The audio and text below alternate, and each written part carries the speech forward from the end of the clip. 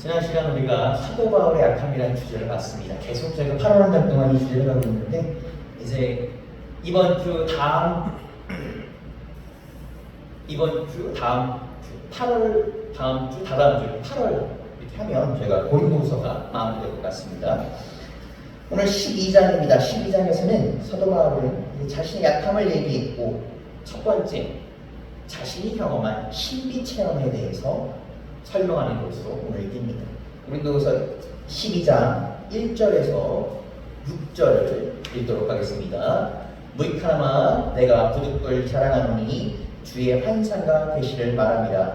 내가 그리스도 안에 있는 한 사람을 아노니 그는 14년 전에 셋째 하늘을 이끌어간 자라.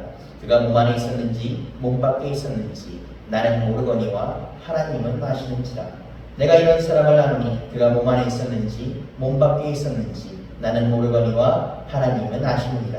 그가 낙원으로 이끌려가서 말로 표현할 수 없는 말을 들었으니 사람이 다 이기지 못할 말이로다. 내가 이런 사람을 위하여 자랑하겠으나 나를 위하여는 약한 것 외에는 자랑하지 아니하리라. 내가 만일 자랑하고자 하여도 어리석은 자가 되지 아니할 것은 내가 참말을 합니다. 그러나 누가 나를 보는 바와 내게 듣는 바와 지나치게 생각할까 두려워하여 그만두노라. 13편의 바울 서신 뭐 사도행전을 보게 되면 바울에 대한 기록들이 자세히 나옵니다. 오죽하면 예수님을 제외한 우리 신약 성서의 진주인공 사도 바울이 아닐까 라는 얘기가 있을 정도로 사도 바울의 행적이 자세히 기록이 됩니다. 그런데 이 사도 바울의 행적 가운데서 다메섹에서 예수님을 만난 사건을 제외하고 사도 바울 유일하게 자신이 영적 체험을 경험한 것, 자신이 신비 체험을 경험한 것이 기록한 부분이 바로 이 부분입니다. 이 부분에서 사도 바울은 자신이 세 번째 하늘로 올라갔음을 고백합니다. 아마 이 사도 바울이 다른 부분도 아니라 이 부분에서 이거를 언급한 이유는 지난번에 살펴본 것처럼 이 고린도후서 후반부에 이 거짓 교사들의 2배 넘치는 자랑과 관련이 수 있습니다. 그들의 과한 자랑을 반박하기 위해서 사도 바울은 이 세 번째 하늘을 경험한 것을 언급했을 이유가 많습니다. 1절에서 말한 것처럼 그는 부득불하게 영적 체험에 대해서 그가 겪었던 영적 체험에 대해서 얘기합니다. 10수년 전에 있었던 일인데 이걸 대해서 얘기하고 있습니다. 그러면서 그는 이 거짓 교사들의 환상 체험 혹은 자랑에 시선을 뺏겨버린 고린도 교인들에게 편지를 씁니다.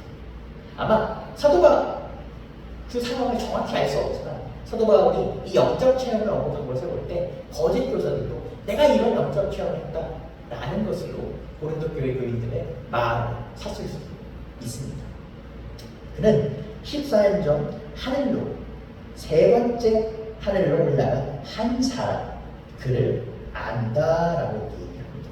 근데 사실 여기서 그를 안다고 하지만 아까 제가 말씀드린 것처럼 여기서 그는 사도 바울 자신입니다. 사도 바울은 1인칭이 아니라 자신을 3인칭으로 표현하면서 객관화시켜서 설명하려고 합니다.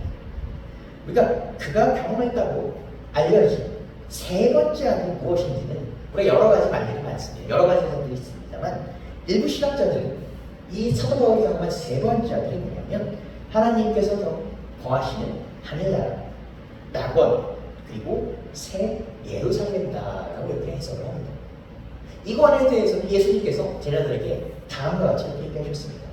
예수님께서는 십자가에 못 박혀 돌아가시면 제자들에게 요한복음에서 이렇게 얘기하십니다. 우리 요한복음 14장 2절에서 3절을 읽도록 하겠습니다. 내가 아버지 집에 거할 것이 많도다. 그렇지 않으면 너희에게 일러드리라. 내가 너희를 위하여 거처를 예비하러 가노니 가서 너희를 위하여 거처를 예비하면 내가 다시 와서 너희를 내게로 영접하여 나 있는 곳에 너희도 있게 하리라. 우리가 기독교인들이 종종 인용하는 구절입니다. 이 사도 바울이 경험했던 세 번째 하늘은 예수님께서 제자들에게 약속하신 그 하나의 나라의 거처, 마지막 날에 하나님께서 예수님께서 다시 오실 때에 모든 믿는 자들의 영혼과 육신이 부활하여 경험하는 새하늘과 새 땅에 대한 것을 사도 바울이 미리 경험한 것입니다. 사실 이것은 엄청 놀라운 얘기입니다. 우리가 마지막 날에 이 마지막 날에 이 것을 새하늘과 새 땅이 무엇인지도 사실 우리는 아직 정확히 얘기 못합니다. 할 수가 없습니다. 그런 와중에 사도 바울은 이를 미리 경험한 것입니다. 하나님께서 그를 하늘로 올리셨습니다. 사실 이거 엄청난 자랑거리며 첫 얘기입니다. 사도 바울은 뒤에 있을 구절에서 자신이 지극히 크다는 사도들보다 부족하지 않다라고 설명하는데, 이 사도 바울이 경험한 신비 체험과 결과를 보면 어쩌면 이거 당연한 말일 수도 있습니다. 12사도들 행적에 대해서 우리가 자세한 기록이 남겨져 있지 않기 때문에 직접 비교해 볼 수는 없으나, 이 새하늘과 새 땅을 사도 바울이 미리 경험했다는 걸 보면 확실히 이가 사도이며 예수님께로 임명받은 사도이며 그와 동등한 권한을 가졌다 하는 것을 우리가 유추해 볼 수 있는 그런 부분입니다. 오늘날 우리 교회에서 만약 제가 이렇게 하나님의 허락하심으로 이런 경험을 하고 부흥회를 연다고 하면 이 지역이 정상적으로 마비가 돼야 정상인 것입니다. 새하늘과 새 땅이다.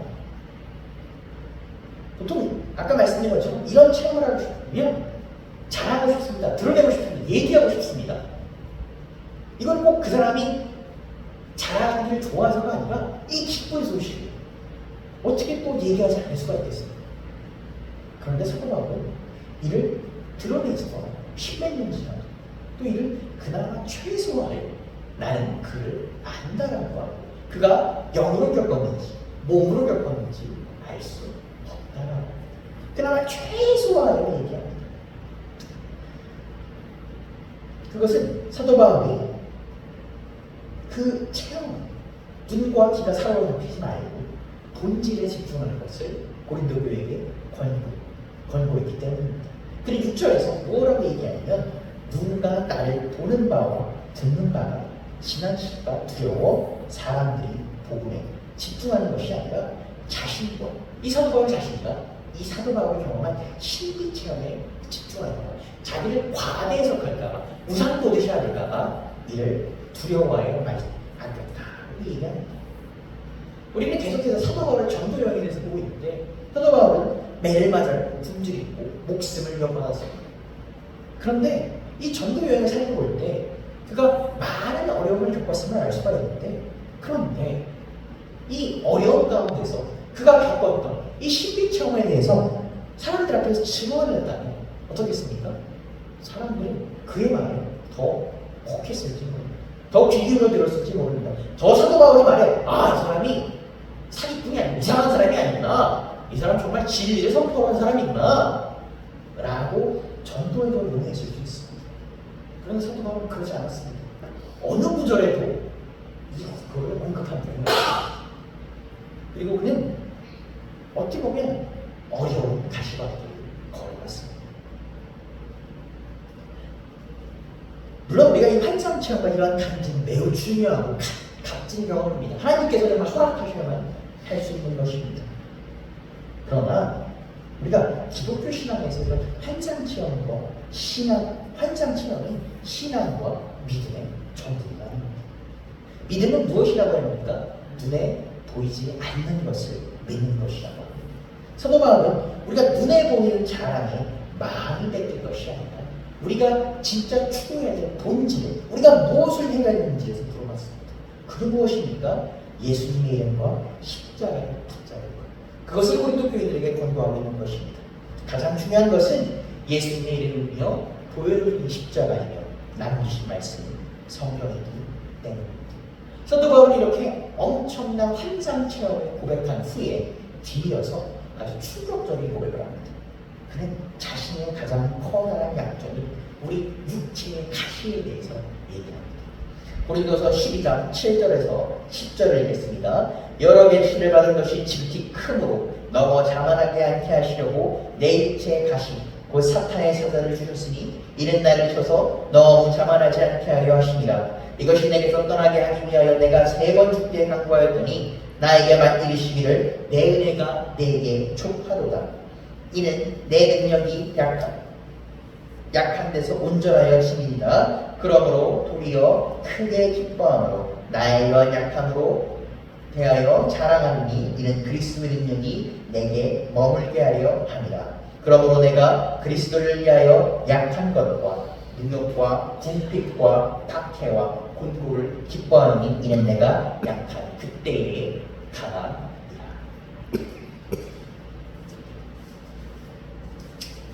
그러니까 8년 동안 이 사도 바울의 약함을 쭉 보고 있는데 그 모습은 어떤 모습이었습니까?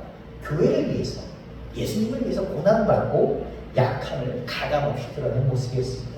우리 여태까지 보게 되면 이 사도 바울의 의도와는 상관없이 우리 이렇게 생각할 수 있습니다.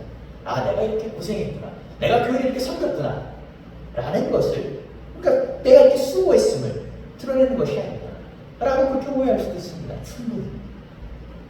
그런데 이 마지막 7절에 이 육체의 가시는 다릅니다. 이 육체의 가시는 무엇이냐면 사도 바울이 정말 드러내지 않고자 했던 그의 치부이자 약점입니다. 이 얼마나 다른 사람들이 육체의 가시에 대해서 알지 못했냐면 사도 바울에 대해서 온갖 모함을 한 이 거짓 교사들이 육체의 가시에 대해서는 1절 언급이 없습니다. 이들은 사도 바울의 과거 행적, 예수님을 탄압했고 사람들을 죽였던 그 행적에 대해서 얘기하고 있고, 또 뭐에 대해서 흉조도 얘기합니까? 사도 바울의 흉모가 잘생기지 않았습니다. 그것도 지적을 합니다. 더 나아가서 사도 바울이 상대적으로, 사도 바울은 글을 굉장히 잘 씁니다. 그러나 상대적으로 그거에 대해 언변이 그리 뛰어나지 못합니다. 그것에 대해서는 이 언변이 뛰어나지 못한 것이 지적합니다. 그랬던 사람들이 뭐였다? 이 육체의 가시에 관한 부분에 대해서는 얘기하지 못합니다. 실제로 우리는 이 육체의 가시가 무엇인지는 정확히 알지 못합니다. 그것을 봤을 때 이 육체의 가시는 사도 바울이 숨기고 싶었던, 드러내고 싶지 않았던, 감추고 싶었던 약점인 걸 알 수가 있습니다.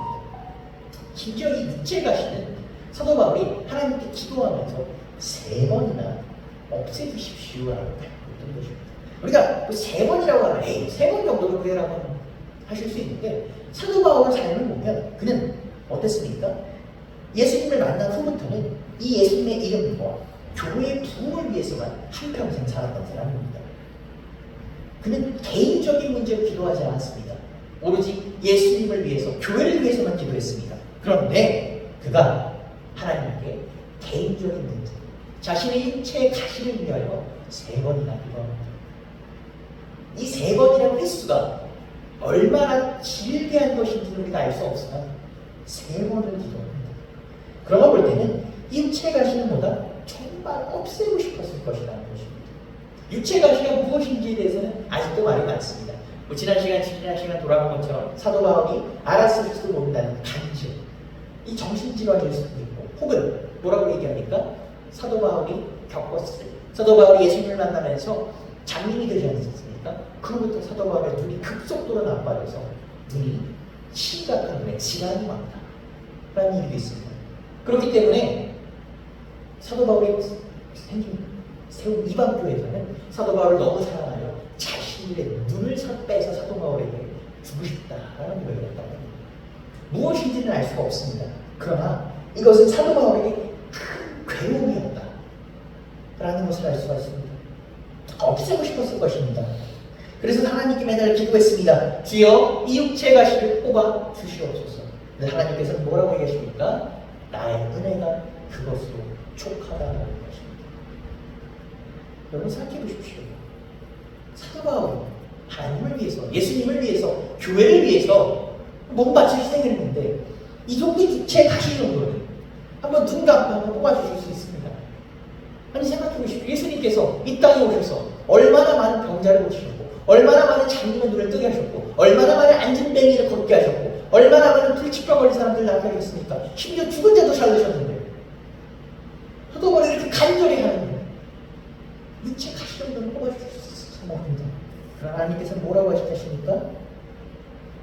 그 능력의 하나님께서 나의 은혜가 그것으로 족하다라고 하십니다. 우리가 사도 바울의 삶을 보게 되면 그가 세상에 자랑할 것이 많았어요. 그는 무엇이었습니까? 바리새인 중에 바리새인이었고 큰 지식인으로 많은 유대인들에게 큰 관심과 존경을 받았습니다. 그는 얘기한 것처럼 베냐민 지파의 후손이었고 하나님을 열심히 믿었기 때문에 예수님을 알지 못했기 때문에 교회를 박해하는 데 앞장섰던 사람입니다. 그는 로마 시민권자로서 당시에는 큰 명예와 보장된 삶을 살고 있었습니다. 그런데 그가 하나님을 열심히 믿는다고 했지만 그의 삶은 어떻습니까? 사실 그렇지 못했습니다. 그는 세상 속에서는 큰 자였습니다. 그는 세상 속에서 사울이었습니다. 큰 자였습니다. 그런데 하나님 앞에서 작은 자였습니다. 그는 자신의 것을 과신했고 그것에 따라서 그것에 자신이 믿는 것에 따라서 행동했기 때문에 어떻습니까? 예수님의 말씀이 귓가에 들어오지가 않았습니다.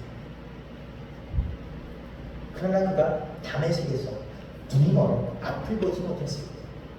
어쩌면 이 세상에서 낮은 자가 되었을 때 그의 자랑이 무슬보가 되었을 때 아무 분은 정의만 해 바리새인 중에 바리새인이요 내가 로마 시민권자 이게 무슨 소리입니까? 당장 앞에 기도할 수가 없다. 그런 그 앞에 하나님이 나타나셨고 그가 하나님 앞에서는 작은 자였으면 세상에서는 큰 자. 그 12사도들도 비하여 작지 않은 자 사도 바울이었습니다. 하나님께 사도 바울에게 주신 약함 그 육체의 가시는 그에게 힘듦이었지만 그가 그 육체의 가시 때문에 하나님을 붙잡고 하나님의 능력을 의지하게 되는 그가 이전의 세상의 것과 구별되는 삶을 살게 되는 하나님의 족한 은혜였습니다. 사도 바울은 자신이 약할 때, 자신이 힘들 때 자신의 약함을 자랑하고 있습니다. 이 말도 안 되는 이 역설적인 고백은 우리에게 성경이 오늘 가르쳐주는 진리입니다. 사도 바울은 이를 알았습니다. 그렇기 때문에 사도 바울은 고린도 교인들에게 편지를 했습니다. 그렇기 때문에 그는 그의 약한 것을 슬퍼하지 않았고 그 약한 것을 기뻐했고 약한 것을 좌절하지 않았고 약한 것을 부끄러워하지 않고 약한 것으로 말미암아 하나님의 은혜를 입었습니다. 약한 것으로 말미암아 족한 은혜를 입습니다. 오늘 우리는 사도 바울의 모습을 통해 하나님께서 우리에게 허락하신 족한 은혜를 살펴보려고 합니다. 하나님께서 우리에게 복을 주시고 때로는 고난을 주시기도 하고 신을 주시기도 합니다. 이 시련을 겪을 때, 고난을 겪을 때 우리는 그렇습니다. 안 겪었으면 좋겠다. 이것은 우리의 믿음이 약해서 여러분의 믿음이 약해서가 아니라 목회자들과 마찬가지입니다. 안 됐으면 좋겠다. 되도록이면. 그러나 그 하나님께서 허락하신 그 고난과 시련은 거기서 우리가 그 시련과 고난을 통해서 우리를 쳐서 우리를 멸하시려는 것이 아니라 우리에게 그 약함을 통해서 우리에게 더 큰 은혜를 허락하기 때문에 우리가 구약 성서를 보게 되면 하나님께서 이스라엘 백성에게 매번 하시는 말씀이 있습니다. 무엇입니까? 내가 너를 망하게 하고 멸하게 하고 수도 없이 얘기하십니다. 그런데 그 멸하게 하는 것이 멸하게 될 때도 있고 안 될 때도 있습니다. 여러분 이상하지 않습니까? 하나님 말씀은 예언인데 그럼 다 멸하게 돼야 되는데 어떨 때는 멸하게 되지 않습니다. 대표적으로 보게 되면 하나님께서 이스라엘 백성들에게 여러 번 멸하게 라고 하시는데 이스라엘 백성들은 그 멸망을 결국 겪습니다.